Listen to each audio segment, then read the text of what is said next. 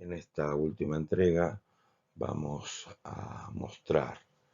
los impuestos generales al consumo y las contribuciones a la seguridad social. Con respecto al primero de los grupos, que es los impuestos generales al consumo, tenemos que hacer las siguientes distinciones. En principio que estos impuestos pueden ser de dos grandes tipos, monofásicos o multifásicos. Un impuesto monofásico es aquel que grava solo una de las etapas del proceso productivo. Ustedes saben que eh, todo proceso productivo tiene una cadena de valor desde un primer nivel, que es el nivel manufacturero o industrial, luego pasaría a un nivel mayorista de comercialización, luego a nivel minorista, que es donde se hace la venta final del bien o del servicio. Es decir, nosotros podríamos tener un impuesto monofásico cuando solamente se grave alguna de esas etapas de la cadena de valor. En el otro sentido tenemos los multifásicos, que son aquellos que van a grabar todas las etapas de la cadena de valor, es decir, eh, graban tanto el nivel manufacturero como el mayorista y el minorista. En ese sentido, vamos a tener dos grandes grupos dentro de los multifásicos,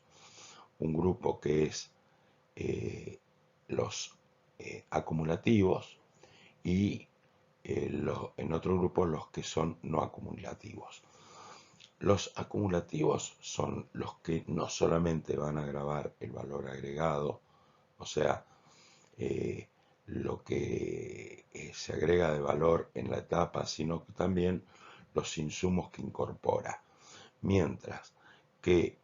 los que no son acumulativos solamente van grabando etapa tras etapa el valor que agrega la misma. Por ejemplo, acá tenemos dos bienes, fíjense que ambos incorporan la misma cantidad de valor, es decir, en un total de valor agregado de 100 pesos, mientras que esa estructura de valor es agregada en forma diferente. Vemos que en el bien A se van incorporando 30 pesos en la primera etapa, 30 en la segunda y 40 en la tercera para sumar los 100. Mientras que en el segundo caso, la concentración de agregado de valor está en la primera etapa con 50 pesos y luego en las etapas 2 y 3, 25 cada uno para sumar los 100. Es decir, en el bien A hay un alto componente de agregado de valor en la etapa minorista, mientras que en el bien B hay un alto agregado de valor en la etapa 1, que es la etapa manufacturera. Si bien, como vemos acá, claramente el agregado de valor en total es el mismo, al tener una estructura diferente, podría suceder que los efectos de la aplicación de un impuesto depende cómo sea las características de dicho impuesto, podría ser que se distorsionen los precios relativos. Cuando nosotros nos encontramos con un impuesto multifásico no acumulativo, es decir, aquel que solo grava el valor agregado, vamos a tener que este impuesto con un mecanismo de créditos y débitos fiscales, no nos vamos a adentrar en el mismo porque no forma parte de este cursado, pero en definitiva lo que va a hacer es que ese impuesto termine recayendo en el total del valor agregado, es decir, en ambos casos 100 pesos, y por lo tanto, como solo está afectando el valor agregado, al no ser acumulativo, no va a distorsionar los precios relativos. Cuando nosotros tenemos un impuesto multifásico acumulativo, este no grava el valor agregado sino el valor bruto de la producción, es decir, incorpora como parte de los costos los impuestos que se pagaron en etapas anteriores. Es decir, se va a pagar un impuesto en el caso del bien A, por la primera etapa sobre una base imponible de 30 pesos. Eso va a hacer que el valor de producción ya no sean 30 pesos, sino sean 30 pesos más el impuesto, y por lo tanto, vemos en la columna de insumos, no va a ser ya estos insumos 30 pesos, sino 30 pesos más el impuesto. Esta acumulación o incorporación al costo de este impuesto que se va acumulando va a hacer que se distorsionen los precios relativos. ¿Por qué? Porque al tener una estructura de valor agregado diferente, si bien la cuantía es la misma, pero más concentrados en una etapa que en otra, va a hacer que ese agregado de costos en la cadena de valor vaya a tener un mayor impacto, en este caso del ejemplo, en el bien B, donde está concentrado en las primeras etapas, entonces empieza a pagar mayores impuestos más temprano y va a hacer que en lugar de mantener una relación 1 a 1, es decir, el precio final sean iguales del bien A que del bien B, veríamos un incremento mayor en el bien B. El impuesto multifásico no acumulativo, es decir, aquel que solo grava el valor agregado, es el caso del impuesto al valor agregado, conocido como IVA. Mientras que el impuesto multifásico acumulativo, es decir, aquel que va incorporando como partes de costo etapa tras etapa porque se va acumulando los impuestos pagados en cada etapa como parte del costo de los insumos en cada una de las etapas subsiguientes, es el clásico caso del impuesto a los ingresos brutos. Es decir, el impuesto al valor agregado no va a distorsionar los precios relativos, mientras que el impuesto a los ingresos brutos sí va a distorsionar los precios relativos. Ahí vemos uno de los primeros inconvenientes que tiene ingresos brutos con respecto al IVA. Ya habíamos mencionado en presentaciones anteriores que el impuesto al valor agregado no era un buen impuesto, pero sin embargo el impuesto a los ingresos brutos tenía todos los males que tenía el impuesto al valor agregado, pero además tenía otros problemas adicionales, es decir, era peor. También ya hicimos la salvedad de por qué siguen existiendo ambos impuestos. ¿Cuáles son los efectos de los impuestos a los consumos? En el caso de ingresos brutos, existe lo que se llama efecto de integración vertical. ¿Por qué? Justamente como se van grabando todas las etapas y forma parte de los costos el impuesto que se paga en la etapa anterior, hay un incentivo para que los empresarios integren las diferentes etapas. Es decir, si el minorista, además de minorista, se convierte en mayorista, estaría eliminando una de las etapas en la cual se está pagando impuestos. Y si a su vez, además, se termina convirtiendo en un productor manufacturero, va también a eliminar la primera etapa. De esa manera, elimina de sus costos los impuestos de cada una de las etapas. Esta integración vertical lo que va a hacer es que justamente aquellos grandes competidores que tengan la posibilidad de integrarse verticalmente van a tener una ventaja competitiva sobre los pequeños competidores dentro de un mercado competitivo que no tienen esta posibilidad, y de esa manera van a generarse posiblemente algunas estructuras de mercado más concentrados, de tipo oligopólico o peor aún podría ser monopólico, y a partir de ahí, al haber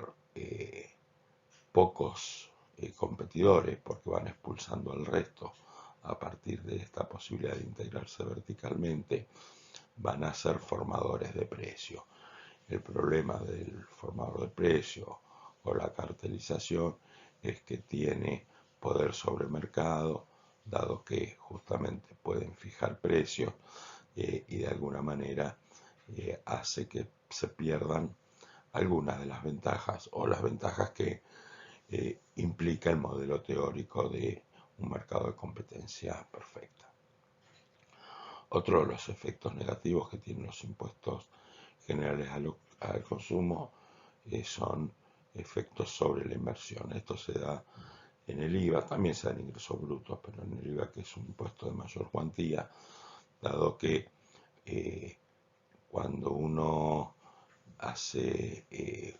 un estudio sobre la posible inversión, tiene que tener en cuenta cuál es el valor del bien y cuáles son los ingresos que puede generar ese bien en el futuro. Si uno, al incorporar el bien, tiene que pagar un impuesto, el valor inicial o el valor de inversión es más alto y por lo tanto el rendimiento que tiene que dar dicho bien en el futuro debe ser mayor para que la inversión sea viable. Esto se puede subsanar con algunos mecanismos que tienen los sistemas tributarios, que es, por ejemplo, el de compensar dicho impuesto o el de permitir algún tipo de amortización más rápida, digamos que vaya generando menores bases imponibles en otros impuestos en el futuro, y podría haber algún tipo de compensación ahí. Pero bueno, en principio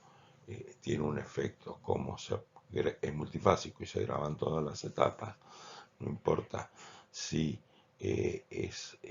simplemente para consumir el bien, sino también puede ser para poner al proceso productivo, también va a pagar impuesto y por eso desincentivaría la inversión. Con respecto al comercio exterior, en el caso del IVA es más fácil de poder resolverlo porque se pueden compensar, digamos, o hacer devoluciones cuando hay exportaciones de los bienes, y aparte en el comercio exterior, dado que se compensan las etapas, como dijimos, porque solamente se graba el agregado de valor, es también competitivo con el bien que viene de otro país o el bien importado. Esto no sucede con el impuesto a los ingresos brutos, justamente porque al ser acumulativo y van formando parte de los costos cada una de las etapas, hace que pierda competencia el bien nacional con respecto al bien importado, tanto para la exportación como para la importación. Y por último, dos efectos que tienen los impuestos multifásicos acumulativos, como es el caso de ingreso bruto, que es el efecto piramidación y el efecto cascada, que de alguna manera, ya lo vinimos explicando, que tiene que ver, está relacionado con esto de, al ser incorporados los impuestos de cada etapa como parte de los costos, y como el empresario siempre va a calcular su ganancia a partir de, teniendo en cuenta sus costos, un margen de markup, al tener mayores costos y mantener el markup, hace que a partir de la aplicación de un impuesto en las diferentes etapas, la cuantía o la ganancia o la utilidad sea mayor porque se mantiene el markup, pero con una base de cálculo más alta debido a que se ha tomado como costo estos impuestos. Eh, de otra manera también que se ve el efecto, tanto cascada como piramidación, es lo que se conoce impuesto sobre impuesto, dado que eh, como las etapas son acumulativas eh, y los impuestos forman parte de los costos de producción y por lo tanto luego va a formar parte del precio final, se va a estar cobrando sobre la base imponible de estos costos más esta ganancia y por lo tanto la base de cálculo de los impuestos en cada una de las etapas subsiguientes va a ser más alta, dado que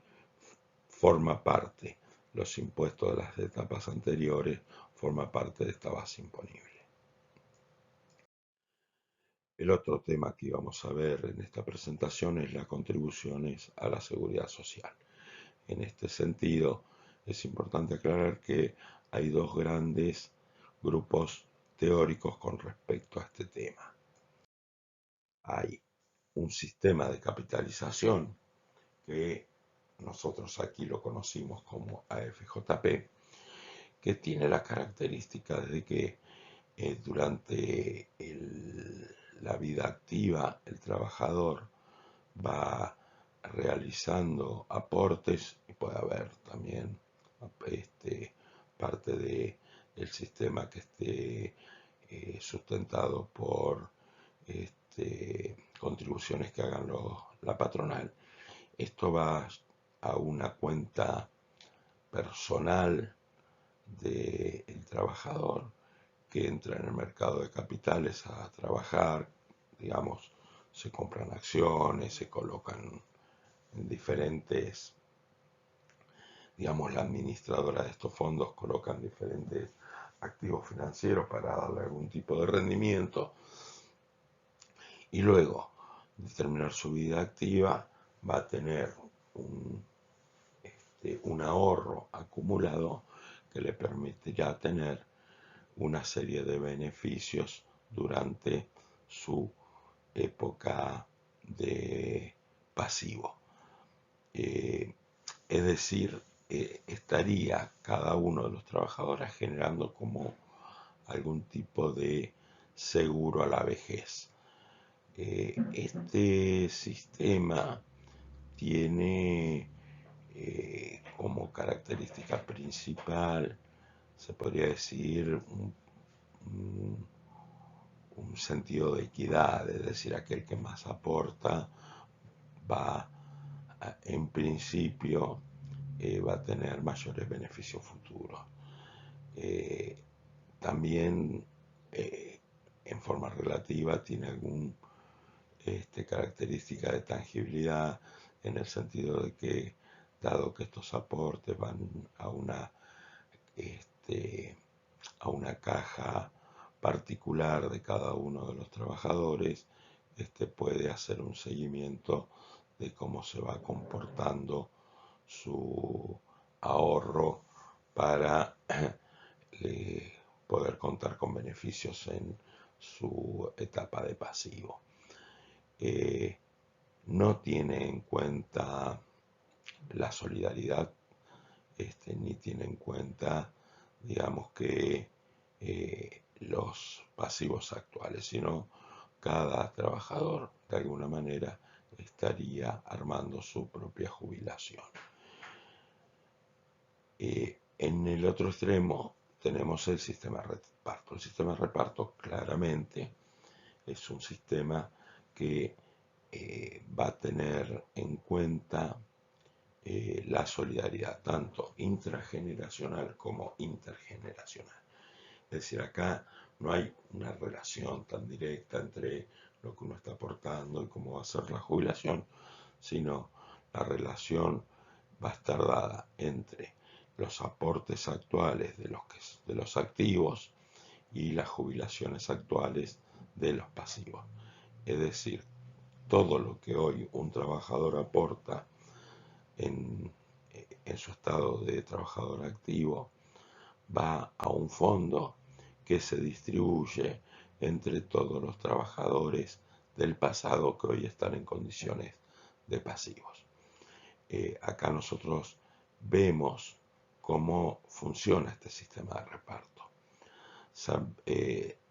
Sabiendo que A minúscula es la cantidad de activos, W es el salario promedio, A minúscula es la alicuota de aporte que hacen los activos por W, que esta W es el salario promedio, por A mayúscula, que ahí sí es la cantidad de activos, eso genera el fondo a repartir. ¿Y cómo se va a repartir? Por B minúscula, que es lo que se conoce como el porcentaje del salario promedio que cobran los jubilados. Ustedes habrán escuchado hablar del 82% móvil, por ejemplo, ese sería el B. W, que es el salario promedio, y J, la cantidad de jubilados.